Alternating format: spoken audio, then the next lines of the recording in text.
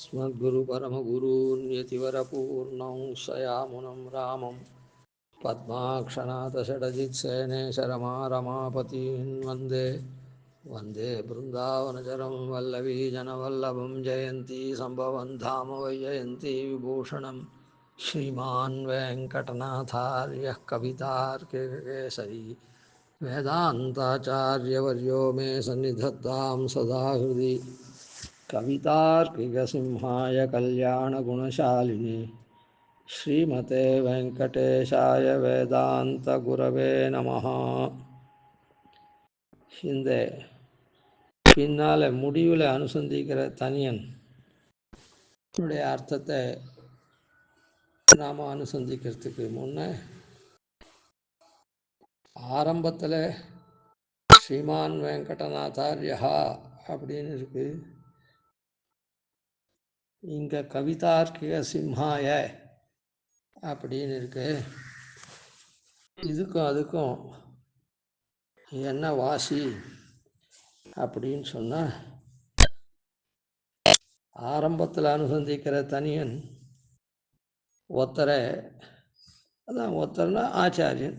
அந்த ஆச்சாரியனை யாருன்னு தெரிஞ்சுண்டு அவரை சேவிக்கணுமானதுனால ஸ்வரூப நிரூபக தர்மத்தை சொல்லக்கூடியதானே விஷய வகையில் அந்த தனியன் ஸ்ரீமான் வெங்கடநாதாரியான்னு அமைஞ்சிருக்குது. பின்னால் நாம் அவரால் பெற்ற பலன்கள் இருக்கு. அதனால் அப்போ அவரை ஸ்தோத்திரம் பண்ணிச்சு. அந்த பலன்கள்லாம் அவர் நமக்கு அள்ளி கொடுக்கக்கூடிய தன்மையாளராக இருக்கார். அதுக்கு உண்டான தன்மையை கொண்டார் அந்த இடத்துல கவிதார்க்கிக சிம்ஹாயன். அதில் வரைச்சே இது ஸ்வரூப நிரூபக தர்மம்னு ஆறுது. அது நிரூபித்த ஸ்வரூப விசேஷனம். அதனால் அங்கே அப்படி இருக்குதுன்னு சொன்னோம். அப்படி இருந்தால் ஸ்ரீமான் வெங்கடநாதாரியா எப்படி ஸ்வரூப நிரூபக தர்மமாக ஆறுது, அப்போது சுவாமி தேசிகனுடைய ஸ்வரூபம் எப்படி நிரூபிக்கப்பட்டிருக்கு, சுவாமி தேசிகன்றவர் யார் அப்படின்ட்டு அந்த பத சமூகங்களில் காண்பிக்கப்பட்டதை இப்போது நாம் அனுசந்தானம் பண்ணிட்டு வரோம். அதில் ஸ்ரீமான் அப்படின்ற பதத்துக்கும் வெங்கடநாதாரியன்றதுல வேம்ன்ற பதத்துக்கும், வேம்ன்றது அதுக்கும் நாம் அர்த்தத்தை அனுசந்தானம் பண்ணோம். இதுக்கு சுவாமி தேசிகன் திருவேங்கடமுடையான் அவதாரம் சாக்ஷாத் திருவேங்கடமுடையானுடைய அவதாரமே அப்படின்றத காண்பிக்கிறது இந்த தனியின் ஸ்வரூப நிரூபக தர்மம் அப்படின்னு சொல்கிறோம். அதில் வரைச்சு ஆழ்வார் திருவேங்கடமுடையான் இடத்துல சரணாகதி பண்ணுச்சு. அகல கில்லேன் நிறையுமென்னு அலர்மேல் மங்கை உரைமார்பா நிகரில் புகழாய் உலகமுன்னுடையாய் என்னை ஆழ்வானே நிகரில் அமரர் முனிக்கணங்கள் விரும்பும் திருவேங்கடத்தானே அப்படின்னு அனுசந்தானம் பண்ணிருக்க பெருமாள். இந்த இடத்துல அந்த ரீதியிலேயே இந்த தனியனும் இருக்குது. ஸ்ரீமான் அப்படின்றதுனால அகலகில்லேன் நிறையுமென்னு அப்படின்ற பிராட்டி இருக்கிறத அலர்மேல் மங்கை உரையெடுத்து சொல்லுது. அதனால் இந்த இடத்துல பிராட்டியை சொன்னதுனால, பிராட்டியினுடைய அனுகிரகம் பிராட்டியை சொன்னதுனால நித்தியமாக இருக்கான்னு அதனால் சத்தியத்துவம் தெரிஞ்சுது. ஏன்னா லோகத்தில் எல்லோகே சத்தித்யுதே தத் சர்வம் தததீனமேவா. அதனால் எது சத்துன்னு இருக்குதோ லோகத்தில் அது மொத்தம் பிராட்டியினுடைய அதீனம். ஆனால் அது ஸ்ரீமத்து அப்படின்னு சொல்கிறது லோகத்தில். அப்படின்றதுனால இந்த ஸ்ரீமான்ற பதம் சத்தியத்துவ குணத்தை சொல்கிறது. சத்தியமான இருக்கா அப்படின்னு எம்பெருமானுக்கு ஸ்வரூப நிரூபக தர்மமாக சொல்லியிருக்கிறது சத்தியத்தை, ஞானத்தை, அனந்தத்தை, ஆனந்தத்துவ அமலத்துவம். சத்தியம், ஞானம், அனந்தம், ஆனந்தம், அமலம் அப்படின்ற 5 குணங்கள் இருக்குதே. இந்த குணங்கள் தான் எம்பெருமானுக்கு ஸ்வரூப நிரூபக தர்மம் அப்படின்னு சொல்லிருக்கு. அந்த ஸ்வரூப நிரூபக தர்மம் இந்த ஸ்ரீமான்ற பதத்தினால சத்தியம்ன்ற குணம் இருக்கிறது, சத்தியத்துவம் தெரிஞ்சது. வேம்ன்ற பதம் பாபம், வேங்கடயதி அவ்வேங்கடா அப்படின்றதுனால பாபத்தை போக்கடிக்கிறவன் அப்படின்னு சொல்கிறதுனால வேம்ன்றதுனால அங்கே நிகரில் புகழாய் அப்படின்னு சொன்னால் புகழா நிகரில்லாத புகழ் என்னதுன்னா வாத்சல்யம். வாத்சல்யம்ன்றது தோஷ அநாதரஹேத்து ஸ்நேகபாவம், தோஷத்தை கணிசிக்காமல் அவனிடத்துல ஸ்நேகம் கொள்வது. வேம்ன்றது என்னது பாபம், அந்த பாபம்தான் தோஷம். அந்த தோஷத்தை ஒருத்தர் போக்கடிக்கிறான்னா அந்த தோஷத்தை அநாதரம் பண்ணி தான் அவனோட ஸ்நேகம் கொண்டு அவனுக்கு சிகிச்சாதிகள்லாம் கொடுத்து போக்கடிக்கணும். அதனால் எப்படி தோஷத்தை அநாதரம் பண்ண முடியும் அப்படின்னு சொன்னால் அந்த தோஷம் எப்படி அவனுக்கு ஏற்பட்டது, அவன் எப்படி தோஷவானானா, ஏன் அந்த தப்பு பண்ணான், அந்த பாபத்தை பண்ணான் அப்படின்றது எந்த சூழ்நிலையில் அவன் பண்ணான், சந்தர்ப்பத்தில் பண்ணான் அப்படின்றதுக்கெல்லாம் ஞானம் வேணும். அதனால் அந்த ஞானத்துவம் அப்படின்னு சொல்லக்கூடிய ரெண்டாவது ஸ்வரூப நிரூபக தர்மம் எம்பெருமானுக்கு சத்தியம் ஞானம்ன்றதுல அந்த ஞானத்தை உடையவர் தேசிகன் அப்படின்னு சொல்லப்படும். இப்போ அதுக்கடுத்து வேம் கடஹா கடயதி போக்கடிக்கிறார் அப்படின்னு களையிறார் அப்படின்னு சொல்கிறதுனால ஒரு தோஷத்தை போக்கடிக்கணும்னு சொன்னால் அதுக்கு எல்லாத்தையும் தோஷத்தை கண்டுபிடிச்சுடலாம், எந்த காரணத்தினால அவன் பண்ணான்னு தண்ணிடலாம், தோஷத்தினுடைய தன்மையை தெரிஞ்சுக்கலாம், எல்லாம் பண்ணலாம். ஆனால் அந்த தோஷத்தை போக்கடிக்கணும்னு சொன்னால் அதுக்கு உண்டான பொருட்கள்லாம் இவனிடத்துல மொத்தம் இருக்கணும். இப்போ எத்தனையோ இடத்துல டாக்டர் இருக்கா, தோஷத்தை கண்டுபிடிச்சுட்றா, அந்த தோஷத்தை கண்டுபிடிக்கிறதுக்கே நிறைய அது ஞானம், அந்த ஞானத்தை கொண்டு கண்டுபிடிக்கிறா. இப்போ அந்த காலத்துலேன்னு வச்சுப்போம், தோஷத்தை நாடி பார்த்தே கண்டுபிடிச்சிடுவா அவளுடைய ஞானத்தினால. இப்போன்னா அதுக்கு உண்டான ஆப்பரேட்டர்ஸ்லாம் மிஷின்லாம் ஓணும், அதெல்லாம் தேவையாக இருக்குதுன்னு அவள் நாடியை வச்சே சொல்லிவிடுவாள். ஆனால் அந்த தோஷத்தை போக்கடிக்கணும்னு சொன்னால் அதுக்கு உண்டான மூலிகைகள் அது இது, அந்த மூலிகைகள்லாம் மருந்து ஆக்கிறதுக்கு பஸ்மம் ஆக்கிறதுக்கு உண்டான சாதனங்கள் அது இது எல்லாம் வேணும். ஒவ்வொருத்தருக்கும் ஒவ்வொரு விதமான தோஷம், அது அந்த தோஷமே பலவிதமாக இருக்குது.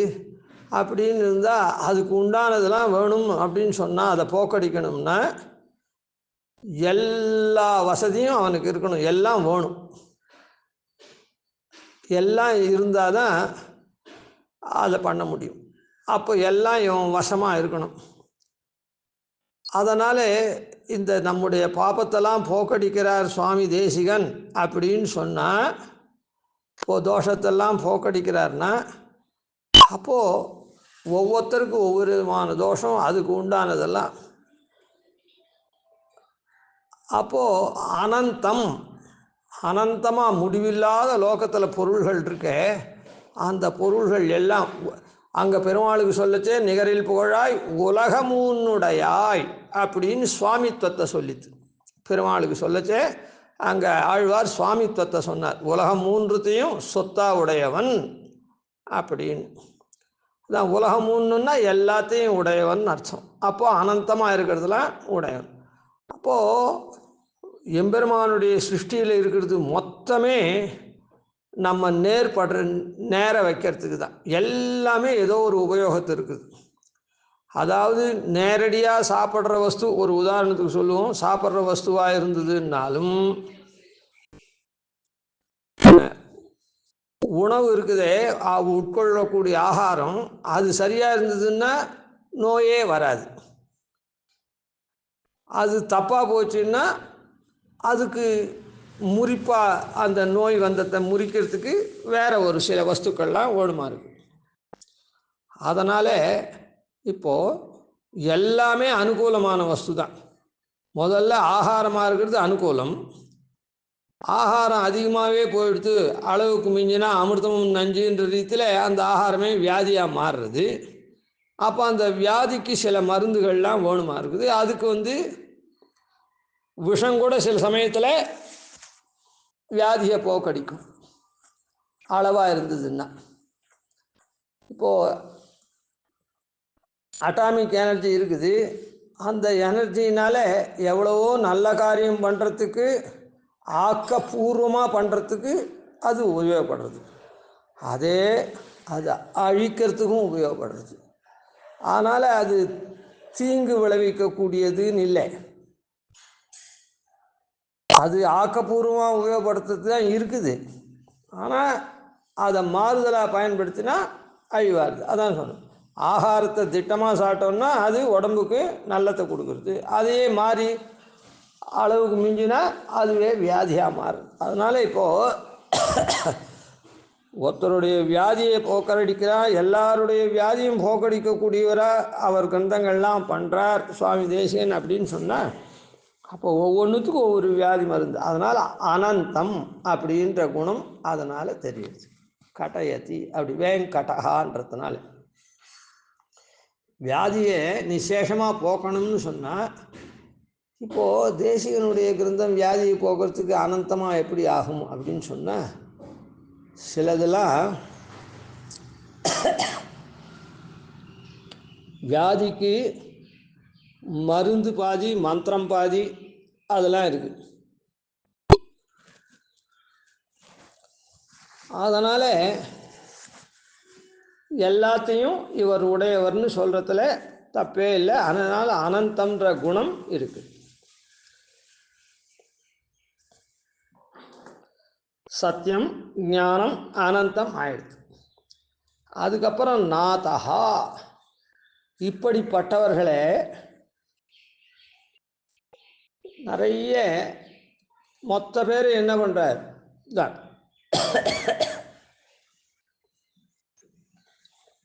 இந்த வையமெல்லாம் இருளற்று இறையவர் இணையடி பூண்டிட என்றவரானதுனால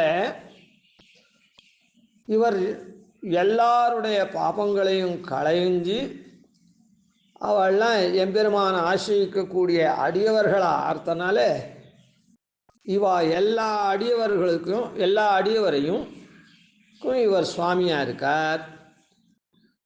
எல்லா அடியவரையும் இவர் சுவாமியாக இருக்கார். அடியவரையும் எல்லாரையும், அதாவது அடியார் அடியார் தம் அடிகளே அப்படின்னு சொல்கிறா போல இவர் அடியவர்களுக்கெல்லாம் சுவாமியாகவும் இருக்கார், அடியவர்களை கொண்டாடக்கூடியவராகவும் இருக்கார். அதனால் வேங்கடநாதஹா அப்படின்றது இப்படி எல்லாரையும் இருளற்று இறையவர் இணையடி பூணும்படியாக பண்ணுறதுனால இவர் ரொம்ப ஆனந்தமாக இருக்கார். எல்லாரையும் இந்த மாதிரி திருத்தி அடியவரை ஆக்கிறதுனால, அடியவர்னா உடனே இவரை எல்லாரும் இவரால் திருத்தப்பட்டு இவர் பெருமாளுக்கு கைங்கரியப்படுறா சமர்ப்பிக்கிறதுனால நாதனாக இருக்கார். இவர்கிட்ட மறுபடியும் வேறு ஒருத்தர்கிட்ட போய் யாச்சிக்க வேண்டாதபடியாக எல்லாருக்கும் இவர் அமைகிறார். நாத சப்தத்துக்கு என்ன அர்த்தம்னா, இன்னொருத்தர்கிட்ட போய் நாம் யாச்சிக்க வேண்டாம். ஆன மாதிரி யார் நமக்கு அனுகிரகம் பண்ணுறாளோ அவா நாதன். நாதன்றது என்ன அர்த்தம்னா, இன்னொருத்தர்கிட்ட போய் நாம் யாச்சிக்க வேண்டாம். ஆன மாதிரி யார் பூர்ணமாக அனுகிரகம் பண்ணுறாளோ அவா நாதாள். அதனால் இவர் நாதனாக இருக்கிறதுனால எல்லாரும்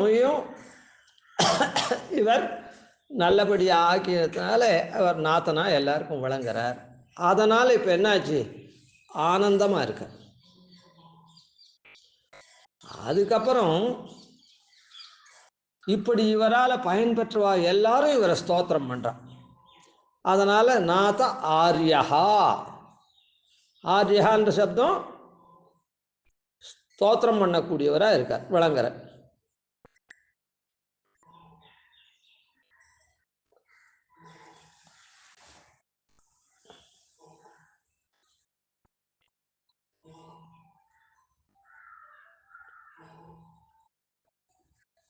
அதனால் இவர் என்ன தோஷமற்றவராக இருக்கார். எல்லாரும் இவரை விரும்புகிறா அப்படின்னு சொன்னால் இவருக்கான மாதிரியான நல்ல ஞானமெல்லாம் இருக்குது, எல்லாரும் விரும்புகிறா அப்படின்னா இவர் தோஷமற்றவராக இருந்தால் தான் எல்லாரும் விரும்புவோம். இவரிடத்துல நல்ல ஞானம் இருந்ததுன்னா தான், தப்பு இல்லாத ஞானம் இருந்தால் தான் அந்த ஞானம் நேரடியாக பயன்படும். அதனால் இந்த ஆர்யஹா அப்படின்ற சப்தம் இருக்குதே, அது தோஷமற்ற தன்மையை காண்பிக்கிறது, அமலத்துவத்தை காண்பிக்கிறது. அங்கே நிகரில் புகழாய் உலகம் உன்னுடையாய் சுவாமித்தம் என்னை ஆழ்வானே அப்படின்னு சொன்னார். என்னை ஆழ்வானேன்னா நீசனேன் நிறை ஒன்றுமிலேன் அப்படின்னு சொல்கிறவனை கூட நீர் ஆளக்கூடியவன் அப்படின்னு சொல்கிறதுனால சௌசீல்ய குணத்தை அங்கே காட்டுறது. சௌசீல்ய குணம் அப்படின்றது என்னது? மகதோப்பி நீச்சை சக நீரந்திர சம்ஸ்லேஷம். ரொம்ப பெரியவனாக இருந்தாலும் தாழ்ந்தவரோட கூட இரண்டரை கலந்து பழகக்கூடிய சுபாவம் சௌசீல்யம். ரொம்ப பெரியவராக கிட்ட வராதே அப்படின்னு சொல்லாதே, தாழ்ந்தவர்களோட கூடவும் அவர் பழகிறாருன்னா, நான் 2 பேர் ஒன்றா பழகிறாருன்னா உடனே இவரும் தாழ்ந்தவர் ஆகிட மாட்டார். அந்த தாழ்ந்தவரை தன்னளவாக நல்ல உபதேசம் பண்ணி மேலே எடுக்கிறாருன்னு அர்த்தம். அதனால் என்னை ஆழ்வானே அப்படின்னு அங்கே சொல்லிருக்கிறதுனால சௌசீல்யத்தை சொல்கிறது. அதை போல தான் சுவாமி தேசிகன் எல்லாரையும் பாபத்தையும் வேங்கடஹா அப்படின்னு திருநாமத்தினால் களைஞ்சி, திருநாமத்துக்கு ஏற்ப அவர் எல்லாருடைய பாபத்தையும் களைஞ்சி என்ன பண்ணுறார்? அதான் களை எல்லாரையும் ஒன்று சேர்த்துக்கிறார். நீச்சை சக நீரந்திர சம்ஸ்லேஷம் பண்ணிட்டுருக்கார் அப்படின்னு. அதனால் என்ன ஆகுது?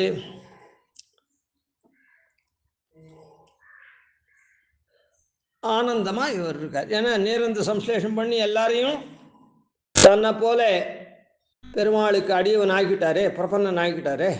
அதனால் இவர் ஆனந்தமாக இருக்கார். எல்லாரோடையும் சேர்ந்து குழாங்களாய் அடியருடன் கூடினின் ஆடுமினேன்னு அப்படியே ரொம்ப ஆனந்தமாக இருக்கார். அப்புறம் நிகரில் அமரர் முனிக்கணங்கள் விரும்பும் திருவேங்கடத்தானே நாங்கள் சொல்லியிருக்கு. முனிக்கணங்கள்லாம் சேவிக்கக்கூடிய எம்பெருமான் அப்படின்னு சொன்னதுனால பெருமாள் ஏதோ நித்தியசூரிகள் தான் சேவிக்கக்கூடியவன் இல்லை, இங்கே இருக்கக்கூடிய முனிவர்கள்லாமும் சேவிக்கக்கூடிய விண்ணவரும் மன்னவரும் விரும்பும் வெற்பு அப்படின்ற ரீதியில்.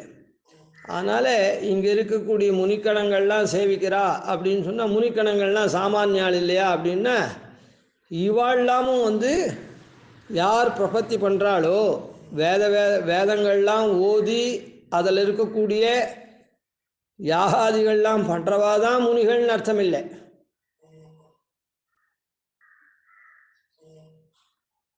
உயர்ந்ததாக இருக்கக்கூடியதான இந்த தபஸ் இருக்குதே, ஆத்ம சமர்ப்பணமாக வேள்வி யாகம் இருக்குதே, அதை பண்ணுறவாளும் முனிகள் தான். அதனால்தான் தந்தேவா பிராமணம் விதுலாம் முன்னையே சொல்லியிருக்கோம், சாஸ்திரம் சொல்லியிருக்குன்னு. அதனால் நிகரில் அமரர் முனிக்கணங்கள் விரும்பும், அமரர் என்ன முனிக்கணங்கள் என்ன இவாள்லாம் விரும்பக்கூடியவன் அப்படின்றதுனால என்னன்னா, நித்தியசூரிகள் மாத்திரம் இல்லை, இங்கே இருக்கிறவாளும் அதனால் என்னன்னா சுலபனாக இருக்கான். இங்கே இருக்கிறவாளும் மன்னவரும் விரும்பும் வெற்பு, விண்ணவரும் மன்னவரும் விரும்பும் வெற்பு அப்படின்றதுனால மன்னவர் கூட அவனை போய் அடையலாம். இப்போ இந்த சௌசீல்யத்துக்கும் சௌலபியத்துக்கும் என்ன வித்தியாசம் என்ன அப்படின்னு சொன்னால், சௌசீல்ய குணம்ன்றது அவனுடைய காரியம்னா அவன் முயற்சி பண்ணி அவன் முயன்று தாழ்ந்தவர்களோட புறையற கலந்து பழகிறான். சௌலபியம்ன்றது என்னது? சுலபனாக இருக்கான்னா, இந்த தாழ்ந்தவர்கள் அவன்கிட்ட போகணும்னு நினச்சா அவன் சுலபனாக அவளையும் அரவணைக்கிறான். சௌசீல்யம்ன்றது அவனே நம்ம இடத்துல தாழ்ந்தவர்களிடத்தை கலந்து பழகிறது. அவன் கலந்து பழகிறானே, நாம் அவன் வீட்டுக்கு போக முடியுமா அப்படின்னா, நம்ம தெருவில் அவன் நம்மோட விளையாடுறான். ஒரு பெரிய மனுஷன் வீட்டு பையன் நம்ம தெருவில் விளையாடுறான். அவ்வளோ பாகுபாடு பார்க்காம சௌசல்யமாக இருக்கான். ஆனால் அதே நாம் அவன் வீட்டில் போய் இருக்கக்கூடிய, அவன் வீட்டு பங்களாவுக்குள்ளே இருக்கக்கூடிய அந்த டோர்னமெண்ட்லாம் ஆடுற இடத்துல போய் விளையாட முடியுமான்னா விளையாட முடியாது அப்படின்னு இருக்குமல்ல. அதுபோல் இல்லாமல் நாம் போனோன்னா நம்ம அவனை அன்றத்துக்கு சுலபனாக இருக்கக்கூடிய தன்மை. நாம் பிரயத்தனப்பட்டு அவனை அடையணும், அதான் அவனை போய் நாம் பார்க்கணும்னுச்சே அவன் எளியவனாக இருந்து நம்ம கூப்பிட்டு விசாரிக்கிறானே அது சுலபத்தன்மை. அதுதான் சௌலபியம்னு பேர். சௌசீல்யம்ன்றது அவனே வந்து நம்ம இடத்துல வந்து கலந்து பழகிறது. அதான் அதனால் என்னையாழ்வானேன்றதுனால சௌசீல்யம், முனிக்கணங்கள் விரும்பும் திருவேங்கடத்தானேன்னு சொல்கிறதுனால சௌலபியம். இந்த சௌசீல்ய குணமாக இருந்து எல்லாரையும் இது மாதிரி இது பண்ணி அடியாரா பண்ணுறதுனால இவர் நாதனாரார். அதனால் என்னன்னா இவர் ஆனந்தமாக இருக்கார். அதுக்கப்புறம் ஆரியகான்னு எல்லாரும் இவரை கொண்டாடும்படியாக இவருடைய ஞானத்தெல்லாம் இது பண்ணுற மாதிரி வந்து சேர்ந்து இருக்குச்சு. இவரை கொண்டாடும்படியாக இருக்கிறதுனால அப்போது இவர் சுலபமாக இருக்கார். அதான் அதனால் எல்லாரும் கொண்டாடுறான்னா இவர் தோஷமற்றவராக இருக்கார் அப்படின்றது. அதனால் அமலத்துவத்தை சொல்கிறது. அதனால் சுவாமி தேசிகனுக்கு ஸ்ரீமான்ற பதத்தினால சத்தியத்துவத்தையும், வேம் வெங்கடநாதாரியகான்ற இடத்துல இருக்கக்கூடிய வேம்ன்ற பதத்தினால அந்த ஞானத்தையும், அவரவர்களுடைய தோஷத்தை என்ன காரணத்தினால வந்தது, அவ தோஷவான் அப்படியே சொல்லிடாதே, அந்த தோஷத்தை பரிகரிக்கணும், அவ ஏதோ காரணத்தினாலே பண்ணிட்டா அப்படின்றத தெரிஞ்சுக்கிறதுக்கு உண்டான ஞானம் இருக்குது. அதனால் ஞானத்துவத்தையும், அதை போக்கடிக்கிறதுனால அதை வியாதியை போக்கடிக்கிறதுக்கு எல்லா விஷயங்களும் ஓணுமானதுனால ஒவ்வொருத்தருக்கும் ஒவ்வொன்று வியாதி அதுக்கெல்லாம். அதனால் அனந்தத்துவத்தையும், எல்லாம் உடைய தன்மையை அனந்தத்துவத்தையும், நாதகான்ற பதத்தினால எல்லாரையும் இப்படி அவர் தன்னுடைய சீலகுணத்தினால இது பண்ணி பிரபன்னராக்கி எல்லாரையும் பிரபன்ன ஆளுக்கெல்லாம் இவர் நாதனா வழங்குறார். இவர்கிட்ட வந்தால் விட்டு அவளுக்கு வேற எங்கேயும் போய் யாசித்து எதையும் பெற வேணாமானத்தினால வைகுண்ட வாழ்வு வரையில் இவர் வந்துடுறதுனால இவர் வந்து ஆனந்தமாக இருக்கார். எல்லாரும் இவரை ஸ்தோத்திரம் பண்ணி கிருதஜ்ஞதானுசந்தானமெல்லாம் பண்ணி இருக்கிறதுனால இவர் தோஷமற்றவராக இருந்தால் தான், குற்றமற்றவராக இருந்தால் தான் அந்த மாதிரி எல்லாராலையும் கொண்டாடப்பட முடியும், பகுமானிக்கப்பட முடியும். அதனால் அமலத்துவத்தையும் ஆரியகான்ற சப்தம் காண்பிக்கிறது. அதனால் ஸ்ரீமான் வெங்கடநாதாரியகா அப்படின்னு ஆரம்ப தனியிலே அவரை சொன்னது தேசிகன் இன்னார் அப்படின்னு அது நமக்கெல்லாம் காட்டி கொடுக்கறது. எப்படி இன்னார்னா அவர் எப்படிப்பட்டவர்னா சாக்ஷாத் திருவேங்கடமுடையானுடைய அவதாரமே. வரதாச்சார சுவாமி சொன்னாரே, நின்று தன் நீள் புகழ் வேங்கட மாமலமேவி பின்னும் வெண்ணி புகழ் திருவேங்கடநாதன் என்னும் குருவாயின்னு சொன்னார். அதுக்கு முன்னே மூலமாக வேங்கட துச்சியில் கண்டு போய் என்னையாழீசனை எம்பிரான் தன்னை யான் சென்று காண்டும் தன்காவிலேன்னு இவரும் சொன்னார், கலியனும். அது மாதிரி அது மாத்திரம் இல்லாத சப்ததி ரத்னமாளிகை அப்படின்னு தேசிகனுடைய புகழ 74 ஸ்லோகங்களில் பண்ணிருக்கார். பிருத்திவாதி பயங்கரம் அண்ணன் சுவாமி அப்படின்றவர். பிருத்திவாதி பயங்கரம் அண்ணன் சுவாமிக்கு 2 இருக்குது. பிருத்திவாதி அதாவது இந்த சரித்திரங்கள்லாம் சில சமயத்தில் அதாவது ஓரான் ஒரு வழியாக கேட்டுண்டு வரைச்சே சில மாறுதல் அடைஞ்சுடுறது. ஸ்மிருதிவாதி பயங்கர அண்ணன் தேசிகனிடத்தில் காலக்ஷேபம் பண்ணார் கொஞ்சம் அப்படின்னு இருக்குது. அந்த கால விசேஷம் என்னமோ சரியில்லைன்னு சொல்கிறா. அதாவது தேசிகன் காலத்துக்கு பின்னிட்டவர் பிரதிவாதி பயங்கர அண்ணன் அப்படின்னும் ஒரு வருஷம் இருக்குது. ஆனால் அதனால் எனக்கேனா போய் தேசிகனுடைய குமாரர் இடத்துல அவர் காலக்ஷேபம் பண்ணார். எப்படியா இருந்தாலும் தேசிகருடைய சம்பந்தம் தேசிகர் இடத்துலையே நேர காலக்ஷேபம் பண்ணிருக்கார். கொஞ்சம் அதான் அவர்கிட்டையும் பண்ணி குமார வரதாச்சார்கிட்டையும் பண்ணிருக்கார். இல்லைன்னா குமார வரதாச்சார் காட்டு மாத்திரம் பண்ணியிருக்கார் அப்படின்றது. எதுவாக இருந்தாலும் மணவாள மாமுனிகளுடைய அஷ்டதிக்கஜங்களில் ஒத்தர் அவர். மணவாள மாமுனியுடைய அஷ்டதிக்கஜங்களில் ஒத்தர். ஆனால் அவருடைய ஞானங்கள் மொத்தம் குமார வரதாச்சார் இடத்துல இருந்து பெற்ற ஞானம்தான், தேசிக கிரந்தத்தினால பெற்ற ஞானம்தான். அதனால தான் அவர் அப்படி இவரை சொல்லச்சே இன்னமும் சொல்லிவிடுறோம். அதனால தான் அதாவது பிரதிவாதி பயங்கர எல்லாத்துலேயுமே இந்த சரித்திரம் சொல்லச்சே மாறி போகிறதுன்னு சொல்கிறேனே, அந்த மாதிரி பிரதிவாதி பயங்கரம் அண்ணனே அவருடைய தேஜோ விசேஷத்தை பார்த்து அஷ்டதிக்கஜமாக நியமிக்கிறதுக்காக மணவாள மாமுனிகள் அவரை கூப்பிட்டு இது பண்ணதாகவும், அதனால்தான் அவருக்கு பிரதிவாதி பயங்கரம்னே வந்ததுன்னு சொல்கிறார்.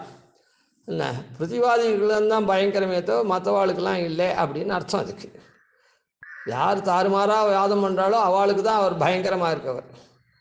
சரி, அதனால்தான் அந்த பிரதிவாதி பயங்கரம் வம்சத்தார் என்ன பண்ணுறா அப்படின்னா வைஷ்ணவதாசன் வச்சுருக்கா. வைஷ்ணவாளுக்கு அவர் பயங்கரம் இல்லை. ராமானுஜதாசன்றதை விட்டு வைஷ்ணவதாசன் வச்சதுக்கு அவர் வைஷ்ணவதாசன். அவர் பிரதிவாதிக்கு தான் பயங்கரமே தவிர, அதனால் அவள் வைஷ்ணவதாசன் வச்சுட்டுருக்கான்றது தெரியறது ராமானுஜதாசன்றதை விட்டு. சரி, அந்த பிரதிவாதி பயங்கரம் அண்ணன் தேசிகன் விஷயமாக அவரிடத்துலேருந்து பெற்ற ஞானத்துக்காக சப்ததி ரத்னமாளிகை அப்படின்னு பண்ணிருக்கார். 74 ஸ்லோகங்கள் கொண்டு. எப்படி பாஷ்யக்காரருக்கு 74 சிம்மாசனாதிபதியை பாஷ்யக்காரர் நியமித்தார், அதனால் அதை குறிக்கும் வகையில் 74 ஸ்லோகம் எத்திராய சப்ததி பண்ணாரோ, அதுபோல் தேசிகன் விஷயத்தில் அவர் பேரன்பு கொண்டு, பாஷ்யக்கார் விஷயத்தில் தேசிகன் எப்படி பேரன்பு கொண்டு அதை பண்ணாரோ, அதனால் இவரும் அந்த 74 ஸ்லோகங்களை பண்ணியிருக்கார்.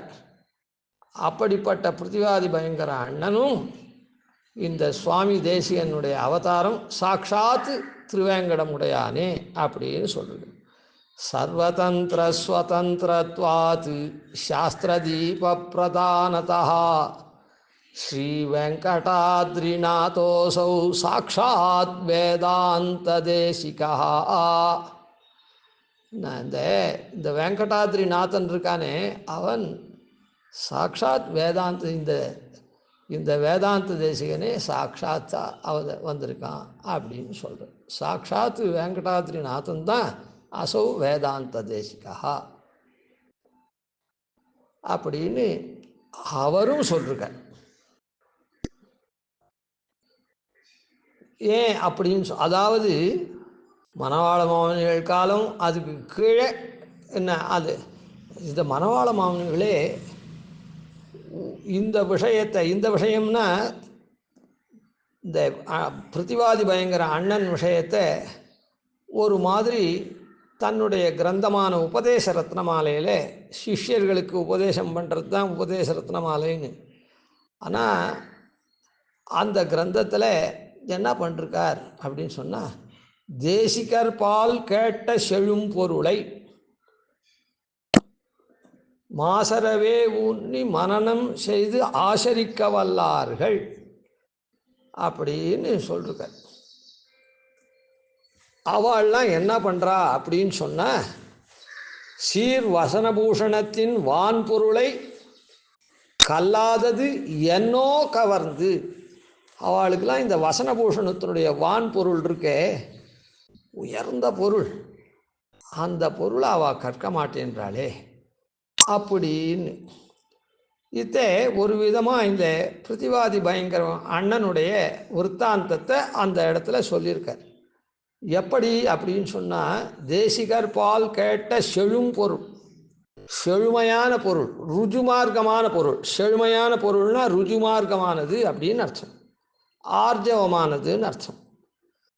அதனால் இந்த தேசிகனிடத்தில் தேசிகன் என்ன பண்ணிருக்கார்,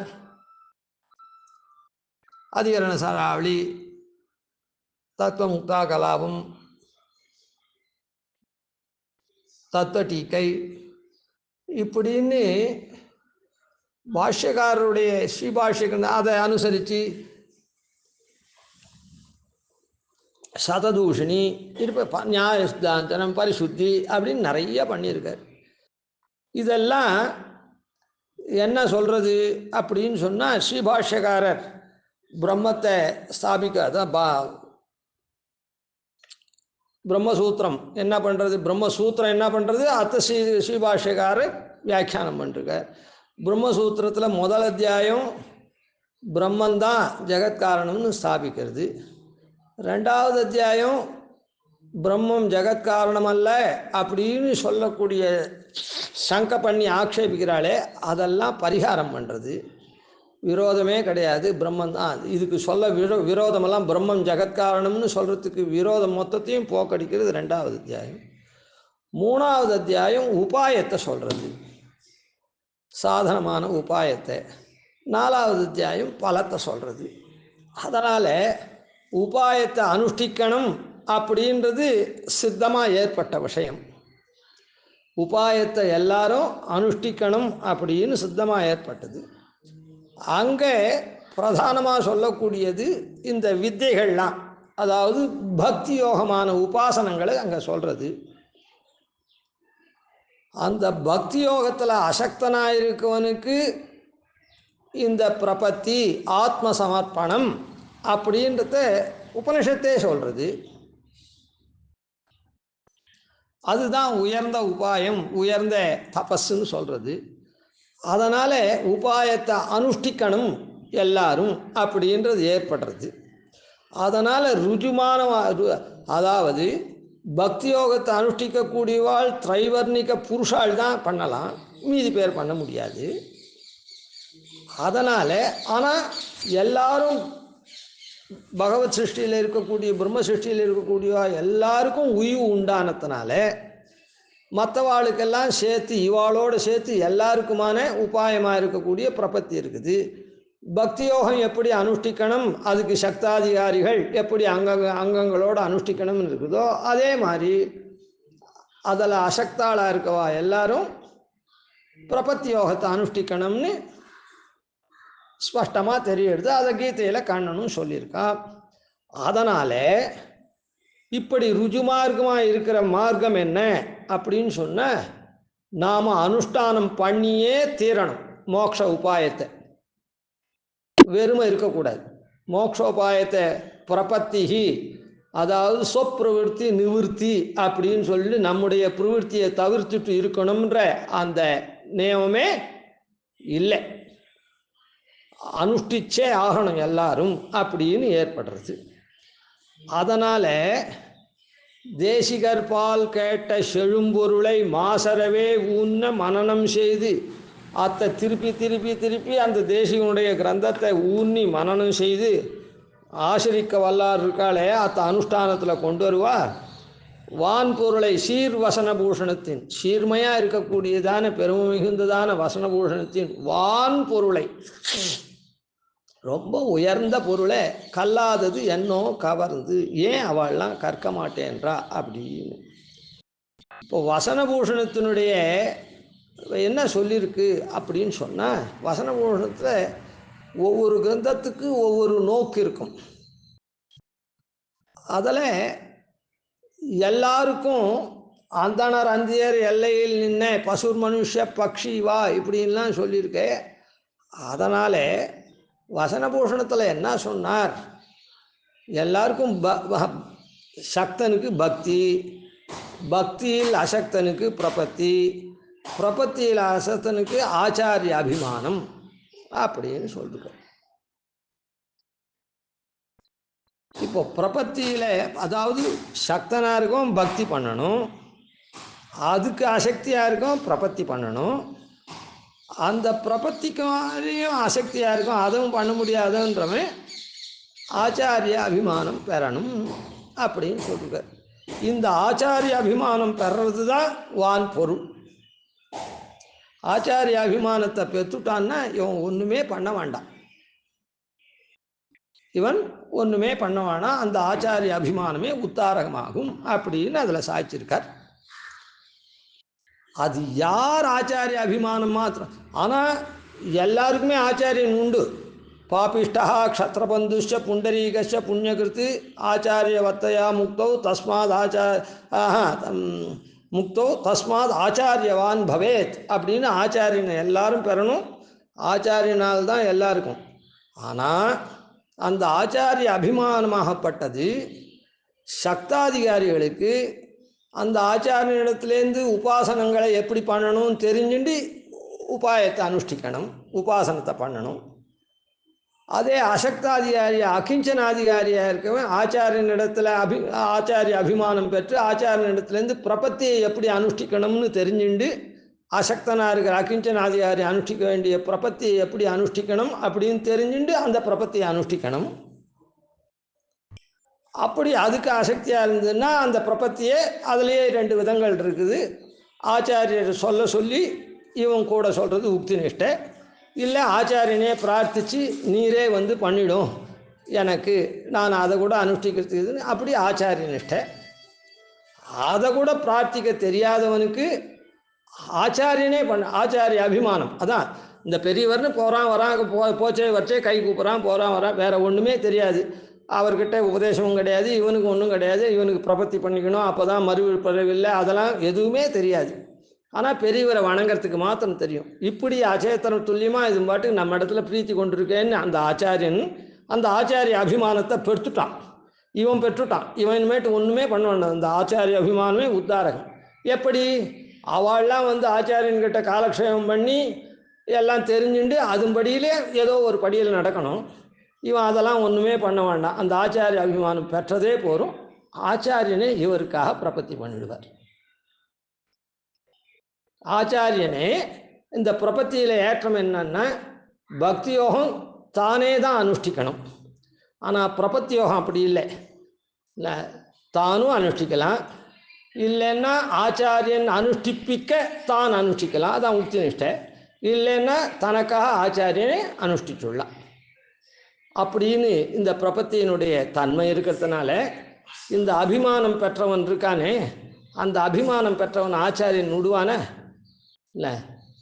கிருபாமாத்திர பிரசன்னாச்சாரியாளான்றனால ஆச்சாரியாள்லாம் கிருபாமாத்திர அனுவர்த்தி பிரசன்னாச்சாரியாள்னு சொல்கிறது சக்தாதிகாரிகள் இல்லை அனுவர்த்திச்சு விஷயங்களை தெரிஞ்சுண்டு அதுக்கப்புறம் பண்ணணும். ரொம்ப ஒன்றுமே தெரியாதவனாக இருக்கவனுக்கு, அதாவது முட்டாள் நாம் சொல்கிறோம், ஒன்றுமே மூளை இல்லை மட்டி அப்படின்னு சொல்கிற அவள்லாம் என்ன பண்ணணும், அவளுக்கெல்லாம் கிருபா மாத்திர பிரசன்னாச்சாரியால் இருக்கா. எல்லார் இடத்துலையும் ஆச்சாரியால் கிருபா மாத்திர பிரசன்னாச்சாரியால் இருக்க மாட்டா, அனுவர்த்தி பிரசன்னாச்சாரியர் தான். தத்வித்தி பிரணிபாதேன பரிப்பிரஷ்னேன சேவையான்னு அதெல்லாம் பண்ணால் தான் ஆச்சாரியால் பரீட்சை பண்ணி தான் எடுத்துப்பார். ஆனால் இந்த மாதிரி இருக்கக்கூடிய ஒன்றுமே தெரியாது இருக்கக்கூடியவனை ஆச்சாரியால் என்ன பண்ணுவாள், கிருபா மாத்திர பிரசன்னாச்சாரியாலாக இருப்பாள். அதனால் அவளே அந்த பிரபத்தியை அனுஷ்டிச்சுடுவாள். அதனால் இவனுக்கு அதெல்லாம் தெரியணும்னு அவசியம் இல்லை, அந்த ஆச்சாரிய அபிமானம் மாத்திரம் போகிறோம். ஏதோ கை கூப்பிட்றான் வரான், ஆச்சாரியனை பார்த்து கை கூப்பிட்றான், ஆச்சாரியன் சௌக்கியமாடா அப்படின்னு கேட்டால் அடியன் சுவாமி அப்படின்றான், இல்லைன்னா அதுவும் இல்லாத கை கூப்பிட்டு போயிட்டே இருக்கான். ஆன மாதிரி இருக்கிற விஷயத்தில் ஆச்சாரியன். அதனால் தேசிகர் பால் கேட்ட செழும்பொருளை மாசரவே ஊன்னு மதனம் செய்து ஆசரிக்க வல்லார்கள் அதை அனுஷ்டானம் பண்ணி தான் ஆகணும். எப்போ கேட்கறதுக்கு சக்தி இருக்குதோ வேதாந்த விஷயத்தை, அப்போ இவன் அதுபடி அனுஷ்டிக்க தான் அனுஷ்டிக்கணும். ஒன்றுமே தெரியாதவனுக்கு தான் அந்த ஆச்சாரிய அபிமானம் உத்தாரகமாகுது அப்படின்னு வான் பொருள். அதான், அதாவது இருளற்று இறையவர் இணையடி மருளற்ற தேசிகர் வானுகப்பால் இந்த வையமெல்லாம் இருளற்று இறையவர் இணையடி பூண்டிட எண்ணுதலால் அவர் கொண்டிருக்க பெரிய உகப்புனால இந்த உலகம் மொத்தம் இருள் போய் பெருமாள் அடையணும்னு இருக்குது. அந்த விஷயத்தை அங்கே சாதிச்சிருக்கார். ஆச்சாரிய அபிமானமே அப்படி சொல்லச்சே கூட ஸ்பஷ்டமாக அவரும் சாதிச்சிருக்கார். பக்தி உபாயம் பக்தி, அதில் ஆசக்தனுக்கு பிரபத்தி, அதுலேயும் பிரபத்திலையும் ஆசக்தனுக்கு ஆச்சாரிய அபிமானம் அப்படின்னு சொல்லிருக்கார். இப்போ மற்றவாளுக்கெல்லாம் ஆச்சாரிய அபிமானம் இல்லைன்னு அர்த்தமா? இல்லை. அதெல்லாம் அனுவர்த்தி பிரசன்னாச்சாரியாலோ அவள் விஷயத்தில் அந்த ஆச்சாரியாள் இருப்பாள். இவன் விஷயத்தில் கிருபா மாத்திர பிரசன்னாச்சாரியாலோ ஆச்சாரியாள் இருப்பாள். அதனால் இவனுக்கு வேறு ஒன்றுமே தெரிய வேணாம். அந்த பெரியவரே இவன் எப்பவும் மனசாக ஸ்மரிச்சுட்டு இருக்குது ஒன்று, அந்த அபிமானமே போகும் இவனுக்கு. வேறு ஒன்றும் இவன் எதையும் தெரிஞ்சுக்க வேணாம். அந்த ஆச்சாரியன் என்ன பண்ணுறார், ஏது பண்ணுறார், நாம் இந்த சரீரத்தை விட்டு போனால் வைகுண்டத்துக்கு போகிறோமா போகலையா, மறுபடியும் பிறவி வரப்போகிறதா, எதுவுமே இவனுக்கு ஒன்றும் தெரியாது. ஏதோ கிடைச்சதை சாப்பிட்டுட்டு அப்படி இருந்துட்டு ஆச்சாரியனை ஏதோ அவனுடைய பூர்வ ஜென்ம புண்ணியத்தினால இந்த ஆச்சாரியனை தொழக்கூடிய பாக்கியம் இருக்குது. அந்த அவன் ஒரு தடவை 2 தடவை தொழுதத்தினாலேயே ஆச்சாரியன் என்ன பண்ணுறார், கிருபா மாத்திர பிரசன்னனாக இருந்து இந்த மற்றவர்களுக்காக அனுஷ்டிக்கக்கூடிய பிரபத்தியை அவர் அனுஷ்டித்து வைக்கிறார். அப்படின்ற அந்த வான் பொருளை அந்த கிரந்தத்தில் முடிக்கிறார். அதை கல்லாதது என்னோ கவர்ந்துன்னா, அனுஷ்டானம் பண்ண வேண்டியவாள் அதுக்கு சக்தி இருக்கவா ஞானத்தை சம்பாதிச்சு, அந்த சம்பாதிச்ச ஞானத்துக்கு தகுந்த மாதிரி உபாய அனுஷ்டானம் பண்ண வேண்டியவா இதில் போய் நிற்க முடியுமோ? அதனால் ஒரு மனுஷன் இருந்தான்னா அவனை விஷயங்களை சொல்லி அவனை திருத்தி பணிகொள்ளணும். பயனன்னாகிலும் பாங்கல்லராகிலும் செயல் நன்னாக திருத்தி பணிகொள்வான் அப்படின்னு சொல்லிருக்கிறதுனால இந்த வான் செழும்பொருளாக இருக்கிற தேசிகர்கிட்ட கேட்ட செழும்பொருளாக இருக்குதே, உபாயத்தை தெரிஞ்சுண்டு மிக்க விரணிலையும் மெய்யாம் உயிரிலையும் தக்க நெறியும் தடையாகி தொக்கியலும் ஊழ்வினையும் வாழ்வினையும் ஓதும் குருகேர்கோன் அப்படின்று அர்த்த பஞ்சகாதிகளை தெரிஞ்சுண்டு எம்பெருமானிடத்தில் உபாயத்தை அனுஷ்டானம் பண்ணணும் அப்படின்னு இருந்துச்சு. அதுக்கு தானே கற்ற கல்வியெல்லாம் என்ன பண்ணணும், மற்றவாளுக்கு உபதேசம் பண்ணணும் கற்ற சாஸ்திரத்தில். அதனால் இப்படி மாசரவே ஊன்னி செழும்பொருளை மாசரவே ஊன்னு மனனம் செய்து ஆசரிக்க வல்லார்கள். அவள்லாம் என்ன பண்ணணும், கற்றத்தை 10 பேர்கிட்ட சொல்லணும். அவள் நீ ஒன்றுமே எதையும் கற்றுக்காத, நீ ஒன்றுமே பண்ணாத, ஆச்சாரிய அபிமானம் மாத்திரம் இருந்துரு அப்படின்னு சொல்லலாமோ? சொல்லக்கூடாது. அதனால் அவள்லாம் அனுஷ்டானம் பண்ணுறவா. யாருக்கு அது இல்லையோ அது தானாக அந்த கிருபா மாத்திர பிரசன்னாச்சாரியா இருந்து அந்த காரியத்தை பண்ண போகிறா. ஒருத்தர் சொல்கிறது ஒருத்தர் கேட்கறது அப்படின்னு வந்ததுன்னா, கேட்கக்கூடிய தன்மை இருந்ததுன்னா, செவடனாவோ இல்லை ஊமையாவோ அப்படிலாம் இல்லைன்னு சொன்னால் புரியுமா இருந்ததுன்னா அவனுக்கு சொல்லி புரிய வச்சு அனுஷ்டானத்தை பண்ண வைக்கணும். அப்படி எதுவுமே இல்லைன்னு சொன்னால் அவனே ஆச்சாரியனை சேவித்து இது பண்ணுறான். அப்போ ஆச்சாரியா கிருபா மாத்திர பிரசன்ன இத்தை போய் வெளியில் பிரவச்சனம் பண்ண முடியுமா? நாமெல்லாம் ஒன்றுமே பண்ண வேண்டாம், ஆச்சாரிய அபிமானம் மாத்திரம் போகிறோம், நாம் எதுவுமே பண்ணாது இருக்கலாம் அப்படின்னு சொன்னால் எதுவுமே பண்ணாத இருப்போமா? நாம் வாசிக்காது இருப்போமா? உத்தியோகத்துக்கு போகாது இருப்போமா? சம்பாதிக்காது இருப்போமா? குடும்பத்தை நடத்துறதுக்கு இல்லாத பிச்சை எடுப்போமா? ஏதோ கிடைச்சது போகிறோம் அப்படின்னு இருப்போமா? அப்படிலாம் இல்லாத சக்தாதியாரியாக இருக்கான்னா இந்த அர்த்த பஞ்சகாதிகள்லாம் தெரிஞ்சுண்டு ஏதோ ஒரு உபாயத்தை ஆச்சாரியன் மூலமாக தெரிஞ்சு அதை பண்ண தானே பண்ணணும். அதனால் தேசிகர் பால் கேட்ட செழும்பொருளை மாசரவே உண்ண மனனம் செய்து ஆசரிக்க வல்லார்கள் இந்த வான்பொருளை இந்த வான்பொருளை கற்கணுன்றது என்னத்துக்குன்னா, இது இப்படி வசதியாக இருக்குதே அப்படின்னா இதை பிரச்சாரம் பண்ண முடியாது. இதை கற்றோன் இது விஷயம்தான், அதில் ஒன்றும் சந்தேகம் இல்லை, உயர்ந்த விஷயம். ஆனால் இது யார்கிட்ட பிரச்சாரம் பண்ணுறது? பிரச்சாரம் பண்ணி கேட்கக்கூடிய சக்தி இருக்கான்னு சொன்னால் உடனே பிரச்சாரத்தை கேட்கக்கூடிய சக்தி இருக்கான்னா அவனுக்கு எவ்வளோ நல்லது சொல்ல முடியுமோ செயல் நன்னாக திருத்தி தான் பண்ணிக்கொள்ளணும். அதனால் இந்த விஷயம் எம்பெருமானாகப்பட்டவன் எம்மா பாவியர்க்கும் விதி வாய்க்கும் கண்டீர்னு சொல்லிட்டு அவன் ஒன்றுமே தெரியாத பசு பக்ஷி பிராயமாக இருக்கக்கூடிய பசுர் மனுஷ பக்ஷி பசு போல இருக்கக்கூடிய மனுஷனுக்கு கூட பெருமாளுடைய அனுகிரகம் உண்டு வைஷ்ணவ சமாசிரயத்தினால அப்படின்னு சொல்லிருக்க சாஸ்திரத்தை அங்கே காமிச்சிருக்க. ஆனால் நாம் பசு போலேயே இருந்துடலாம் அப்படின்னு உபதேசம் பண்ண முடியுமா? உபதேசம் பண்ண முடியாது. அதனால் இதை பிரச்சாரத்துக்கு அவள் கொண்டு வரமாட்டேன்றாளே.